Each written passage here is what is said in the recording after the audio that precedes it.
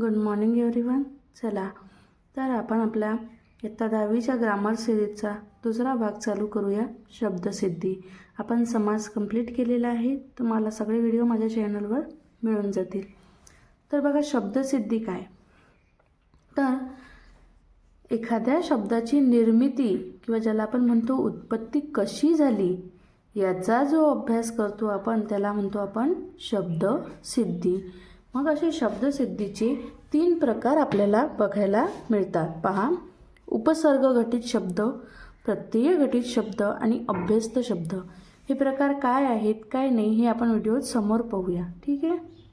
चला तर यातला फर्स्ट प्रकार आपण पाहत आहोत जो की आहे उपसर्ग घटित शब्द.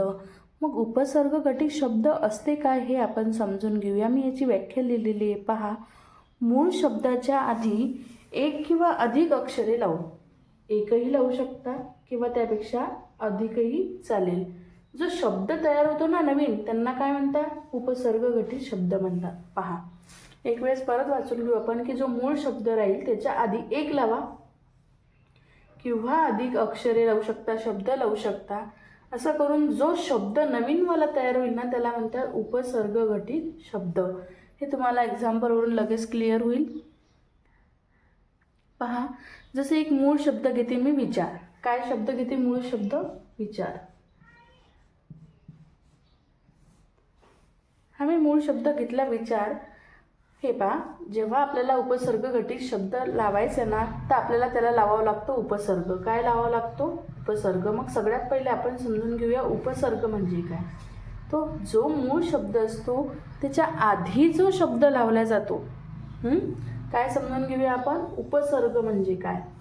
तर जो मूळ शब्द असतो त्याच्या आधी जो शब्द लागेल त्याला म्हणतात उपसर्ग. ठीक आहे. पहा, जसं विचार आहे. आता याला मला उपसर्ग घटित करायचा तर मी तुम्हाला सांगितलं याला काय लावावं लागणार आहे? उपसर्ग म्हणजे आधी शब्द. तसं मी याला आधी शब्द लावला सु.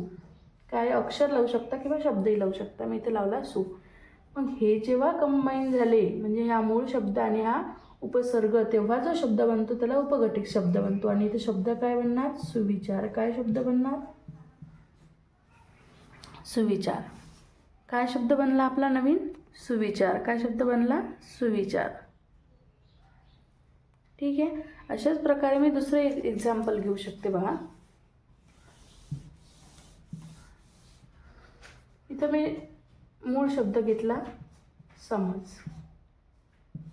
आता आपल्याला उपसर्ग घटित शब्द बनवायचा याचा. उपसर्ग घटित शब्द बनवायचा तर काय लावावं लागेल? उपसर्ग म्हणजे याच्या आधी शब्द. मग मी इथं याच्या आधी प्लसमध्ये जो शब्द लावत आहे तो लावत आहे गैर. काय लावत आहे? गैर. मग या दोन्हीचा मिळून काय शब्द बनणार आहे आपल्याजवळ? गैरसमज. काय बनणार आहे? गैरसमज. पहा, मग हा जो इथे नवीन शब्द तयार झाला ना ह्यालाच काय म्हणतात? उपसर्ग घटित शब्द. आणि कसा बनवला? जो मूळ शब्द होतो त्याच्या आधी एक शब्द लावून, म्हणजेच काय लावून? जो आधी लागतो त्याला काय म्हणतो आपण? उपसर्ग लावून तयार झाला. अशा प्रकारे जे शब्द बनतात त्याला म्हणतात उपसर्ग घटित शब्द. चला, शब्दसिद्धीचा दुसरा भाग पाहूया. प्रत्यय घटित शब्द. हा उपसर्ग घटित शब्दाच्या पूर्ण विरुद्ध असतो. कसं? इथे काय करतो आपण? जो मूळ शब्द आहे ना त्याच्यानंतर म्हणजे मागे एक शब्द किंवा अक्षर जोडून जो शब्द तयार करतो त्याला काय म्हणतो? किंवा जो तयार होतो त्याला म्हणतो प्रत्यय घटित शब्द. इथे आपल्याला प्रत्यय लावावं लागते. आणि प्रत्यय समजून घ्या. प्रत्यय म्हणजे अशी की जो शब्दाच्या काय लावला जातो? मागे लावला जातो, नंतर लावला जातो, त्याला काय म्हणतात? प्रत्यय. हे एखादे अक्षर असू शकते किंवा एखादा शब्द असू शकते. एक आणि एकापेक्षा जास्तही असू शकते. उदाहरणावरून लगेच क्लिअर होईल. बघा, फक्त एवढं लक्षात ठेवा की जो प्रत्यय आहे प्रत्ययाचा अर्थ होते जो शब्द आपण शब्दाच्या मागे किंवा नंतर लावू शकतो त्याला आपण म्हणतो प्रत्यय. पहा, इथं मूळ शब्द आहे. मूळ शब्द आहे इथे दुकान. काय शब्द घेतला मी? मूळ. दुकान. काय शब्द घेतला? दुकान. मूळ शब्द दुकान आहे. तर पहा, आता याला प्रत्यय लावायचं. प्रत्यय लावायचं म्हणजे पहिले आपण उपसर्गामध्ये पहिले शब्द ॲड करत होतो. आता कुठं लावणार आहे? मागे. तर काय प्रत्यय लावणार आहे मी इथं? दार. काय प्रत्यय लावलं मी? दार.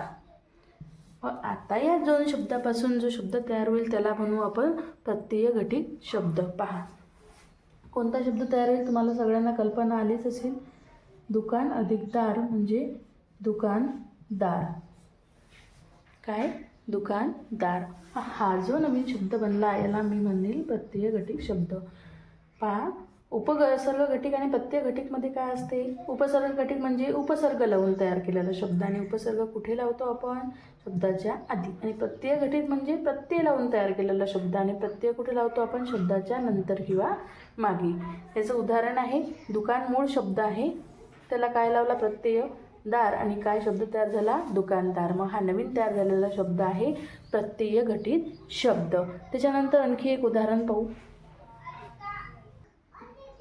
पहा इथे शब्द लावला माणूस. इथे शब्द घेतलेला आहे आपण मूळ शब्द माणूस. याला मी जर प्रत्यय लावला की, काय प्रत्यय लावला की, तर मला जो शब्द मिळणार तो काय राहणार? प्रत्यय घटित शब्द. आणि प्रत्यय लावून तयार झालेला आहे आणि मला शब्द मिळणार इथे माणुसकी. काय शब्द मिळणार? माणुसकी. ठीक आहे. एकदम इझी आहे की बा प्रत्यय म्हणजे शब्दाच्या मागे शब्द लावून तयार करणे आणि उपसर्ग घटित शब्द म्हणजे शब्दाच्या पुढे लावून एक नवीन शब्द तयार करणे. चला आता शब्दसिद्धीचा तिसरा प्रकार बघूया आपण, अभ्यस्त शब्द. याची जी व्याख्या आहे ती रटाळवाणी आहे, त्यामुळे व्याख्या मी इथं लिहिलेली नाही, पण तुम्हाला उदाहरणावरून लगेच क्लिअर करते. व्याख्या पहा अशी राहते याची, किंवा अभ्यस्त शब्द म्हणजे दोन प्रकारचे किंवा एकाच प्रकारचे शब्द, दोन शब्द एकत्र येणे, त्याची पुनरावृत्ती होणे. पाहिजे क्षण क्षण दोन एकाच प्रकारचे शब्द आहे ना, परत परत आले म्हणजे काय झाली? पुनरावृत्ती. आसपास पुनरावृत्ती झाली, पण एक्झॅक्ट पुनरावृत्ती झाली का? नाही. पहिल्या तर दोन्ही सेम आले सारखे सारखे, म्हणजे याला म्हणतात पूर्ण अभ्यस्त. पण हे पूर्ण अभ्यस्त झालं का आता? नाही. हे पाहिजे उदाहरण आहे, याला म्हणतात अभ्यस्त शब्द म्हणजे एकाच प्रकारचे दोन शब्द एकत्र येणे किंवा एखाद्या शब्दाची काय होणे? पुनरावृत्ती झाली. उदाहरण पहा, क्षण क्षण, आसपास, कडकड. ठीक आहे. अशा शब्दांना जर तुम्हाला दिसले याला म्हणतात अभ्यस्त शब्द. इथे तुम्ही लक्षात ठेवायचं की जेव्हा दोन्ही शब्द एकच प्रकारचे असतात. पहिलं उदाहरण आहे क्षण क्षण, तर हा कसा झाला? पूर्ण अभ्यस्त झाला. दोन्ही शब्द सारखे आले ना. पण दुसऱ्या याच्यामध्ये आसपासमध्ये तसं झालेलं आहे का? नाही. इथं आस आणि पास स सारखं आलेलं आहे, पण परत आस आला का? आसास आला का? नाही. मग हा झाला अंश अभ्यस्त. अंशतः अभ्यस्त झाला आणि क्षण क्षण हा पूर्णतः अभ्यस्त झाला. एवढं डीपमध्ये न जाता तुम्ही टेन्ससाठी एवढं लक्षात ठेवू शकता की जे अशा प्रकारचे शब्द येतात की जे एकाच प्रकारचे दोन शब्द एकत्र येतात किंवा पुनरावृत्ती होते जेव्हा शब्दाची, आणि तो जो शब्द तयार होते त्याला म्हणतात अभ्यस्त शब्द. ठीक आहे.